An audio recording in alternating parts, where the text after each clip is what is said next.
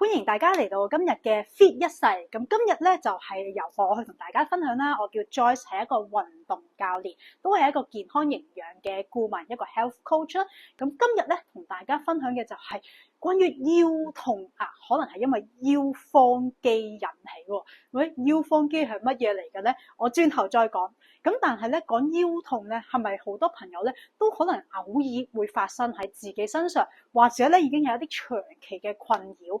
咁咧就會有機會同我哋今日講嘅腰方肌有關。咁當然啦，事先聲明，我哋唔一定淨係呢一個嘅肌肉咧係會對腰痛有影響，可能有啲骨骼上面嘅問題，譬如可能真係腰椎有一啲嘅毛病啦，令到我哋腰痛啦，又或者係椎間盤突出啦，甚至乎可能咧個腰後邊呢兩個位係腎嚟噶嘛，係咪？咁所以咧可能亦都會同腎臟一啲病變有關係啦。咁咧亦都有機會係同其他嘅肌肉組有關係嘅。咁所以你話我今日講嘅係咪淨係處理咗呢嚿肌肉咧，我就可以處理咗我腰痛咧？唔一定啊。咁大家如果想了解多啲咧，可以問翻一啲物理治療師又或者專業嘅醫生咧，咁佢可能會解答到你多啲，係啦。咁但係我哋今日純粹用一個保健嘅角度去到睇下腰痛咧，可能就同呢個腰方肌有關啦。咁腰方肌係咩嚟嘅咧？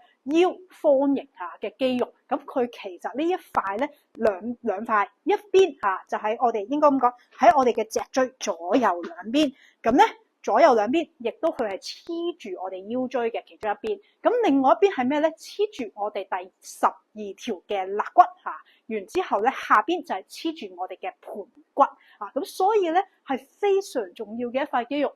你摸唔摸到佢唔好意思，佢係深層次嘅肌肉，所以你就咁摸咧，你掂唔到佢噶，因為佢比較底一啲。咁所以有陣時你哇，好似揼下會好似好啲喎，就係因為咧你揼到嘅時候有機會揼到入少少嘅肌肉，咁你咪感覺良好啲，或者俾人按壓嘅時候咧就會良好少少。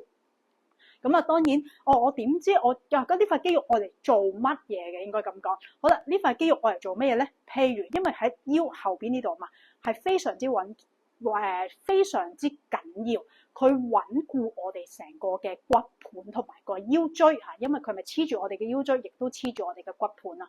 咁咧，我哋要做啲咩咧？譬如側彎，你就可能其中一邊嘅腰方肌收縮，另外一邊拉長咗，咁你就可以側到啦。好啦。咁左右側咁你睇下你邊邊嘅腰唔舒服啲咯。所以有啲朋友話：哇，我好似咧成日感覺腰酸背痛，尤其是喂側邊好似唔係好落到喎，人哋明明落到咁多，我只係少少，我已經緊咗啦。咁咧有機會同你嘅腰方肌有關係。好啦，咁另外仲有啲乜嘢咧？如果我哋兩邊一齊咧去到放鬆嘅時候咧，你咪會可以彎到腰咯。咁當兩嚿嘅腰方肌收縮嘅時候咧，你就伸直翻你條腰啦。然之後你再去向後嘅時候咧，其實你個腰方肌咧都會再收縮。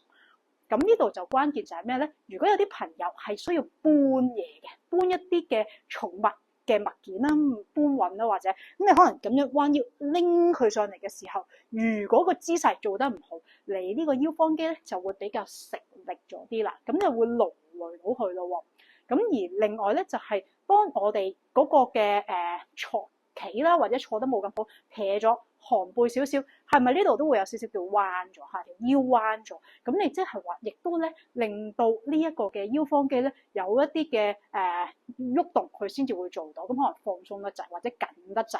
咁有啲朋友咧長時間坐喺 office 嘅，咁頭先講啦。我哋個腰方肌係愛嚟幫我哋將條腰伸直。咁你諗下，我長時間坐喺度，如果坐嘅姿勢還好係正確嘅話咧，都還可以。但係如果你係比較長一段時間，幾個鐘都係維持呢個同樣嘅動作，咁講緊你嗰個腰方肌係咪已經繃緊咗好長嘅一段時間？咁咧，當你一起身，哎呀，點解條腰好似咧唔可以即刻伸翻直？要可能係慢慢一段時間你先伸得翻直咧，咁都可能咧同我哋坐姿問題啦、太坐得耐嘅問題啊，或者搬重嘅呢啲咧，都會令到我哋咧個腰方肌咧係受損。咁有啲運動亦都會令到我哋腰方肌咧比較用得多而勞損咗佢嘅喎，因為咧我哋嘅旋轉嘅呢個動作轉身嘅呢個動作都會同我哋腰方肌收縮放鬆係好有關係嘅。如果唔係你做唔得好，所以你譬如高爾夫球啊，又或者一啲網球啊，或者棒球呢啲，係咪都會有一啲嘅拉力喺度？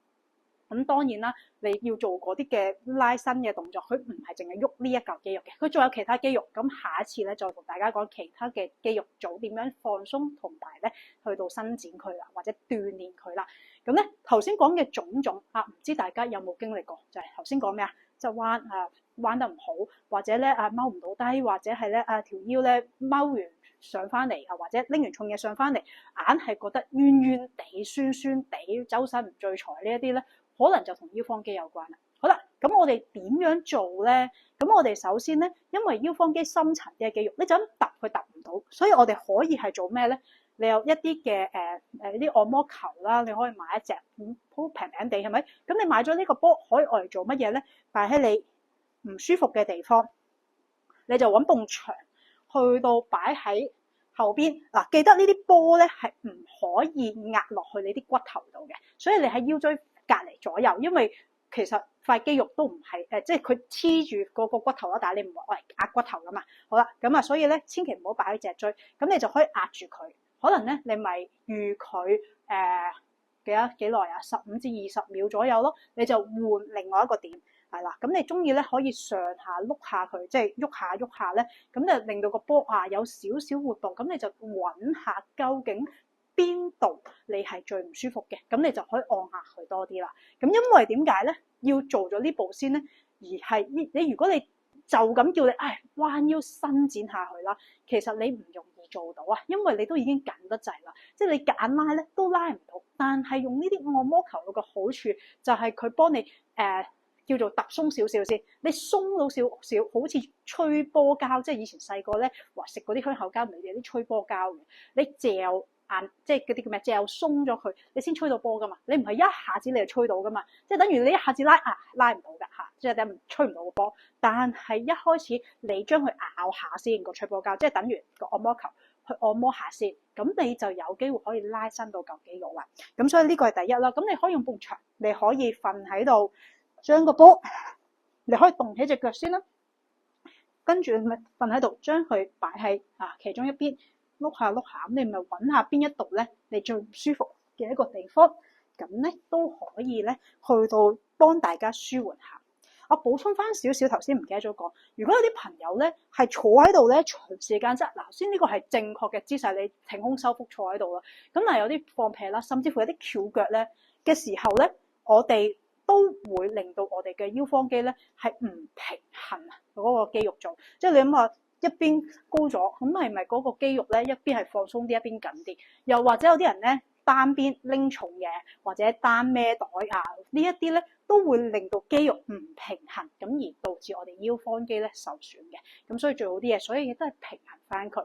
好啦，啱啱講咗咧就係用按摩球放鬆。咁另外伸展可以點樣做咧？咁你如果你坐喺度嘅話，咁喺寫字樓，如果你話我已經做咗好耐嘢啦。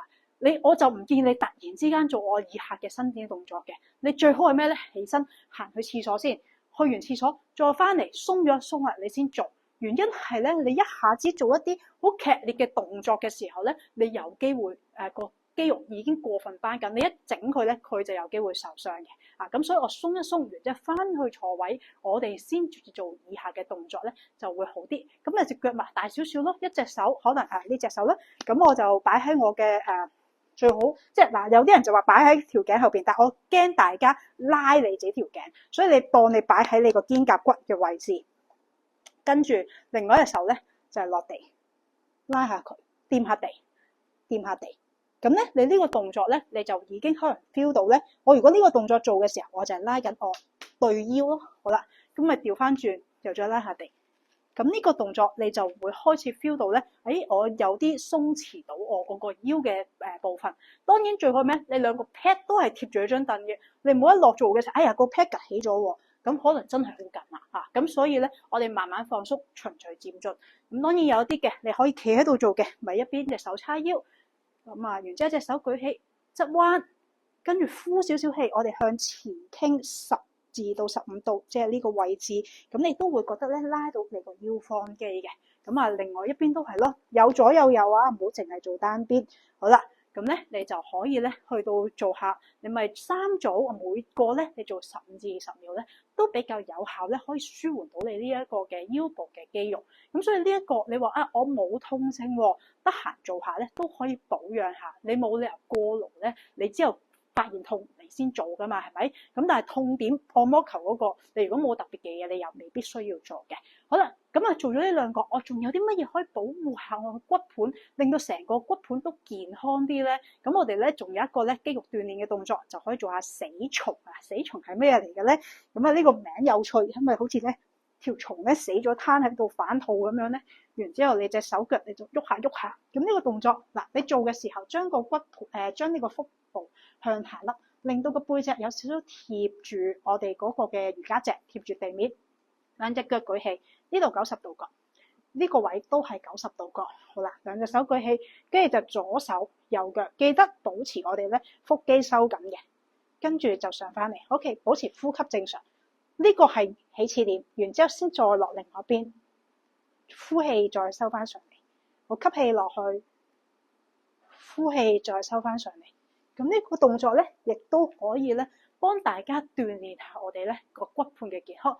所以呢度如果有同學仔，你係有離開我哋星期5朝頭早呢一個 HIIT 啊，或者呢個叫做健體增肌工作坊嘅鍛鍊嘅時候咧，呢個係必做嘅動作嚟嘅，因為亦都令到大家咧成個核心肌肉群咧可以鍛鍊到，令到我哋咧減少腰背痛啊。咁你話喂你都喺呢個時間都得閒嘅喎，你亦都可以咧參加我哋呢一個嘅運動班，咁就鍛鍊下我哋嘅肌肉，跟住我哋都會做一啲 cool down 伸展嘅動作嘅，係啦。咁啊當然啦，頭先嘅呢幾個嘅動作啦，無論可能你用 massage ball 啦、按摩球啦嚟去伸展啦。咁有2個伸展教咗俾大家啦，同埋呢一個死蟲。咁啊，希望大家咧，亦都可以咧去練習一下，令到我哋遠離咧，因為腰方肌太緊而導致嘅呢一個肌肉酸痛。